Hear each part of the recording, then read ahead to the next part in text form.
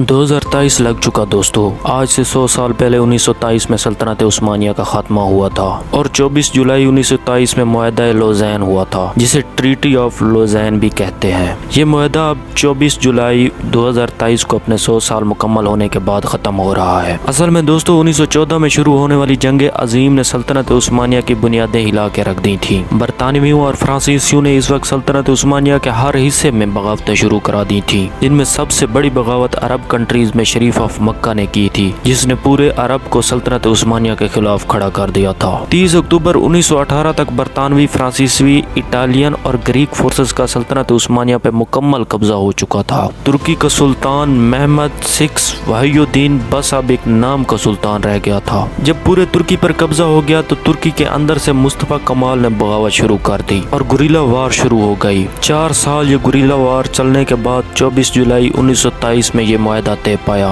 कि बरतानवी, फ्रांसीसी, इटालियन अफवाज मौजूदा तुर्की से अपनी फौजें बाहर निकाल लेंगी। तुर्की अपनी पार्लियामेंट बहाल कर लेगा और अपनी आज़ाद हुकूमत बना सकेगा। इस मुआहदे के मुताबिक तुर्की 100 साल तक अपने टूटे हुए किसी भी हिस्से को वापस क्लेम करने की कोशिश नहीं करेगा। तुर्की अपनी अफवाज को कम से कम रखेगा। तुर्की मुल्क के अंदर सेकुलरिज्म नाफिज करेगा और मजहबी कानून को तकरीबन ख़त्म कर देगा।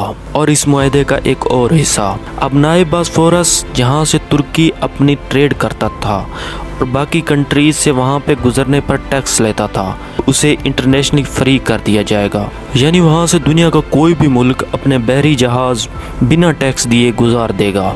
दोस्तों इस मुआहदे का मकसद सिर्फ यही था कि सल्तनत उस्मानिया को दोबारा कभी जुड़ने ही ना दिया जाए, क्योंकि उस वक्त दुनिया के तमाम मुसलमान मजहबी और जज्बाती तौर पर सल्तनत उस्मानिया से मुंसलिक थे। यूरोपियंस की यही सोच थी कि जब सल्तनत उस्मानिया की बुनियाद से ही मजहब का खात्मा कर दिया जाएगा तो सल्तनत उस्मानिया के दोबारा उठने का सवाल ही पैदा नहीं होगा। इस मुआहदे से दोस्तों यूरोपियन वाकई कामयाब हो गए।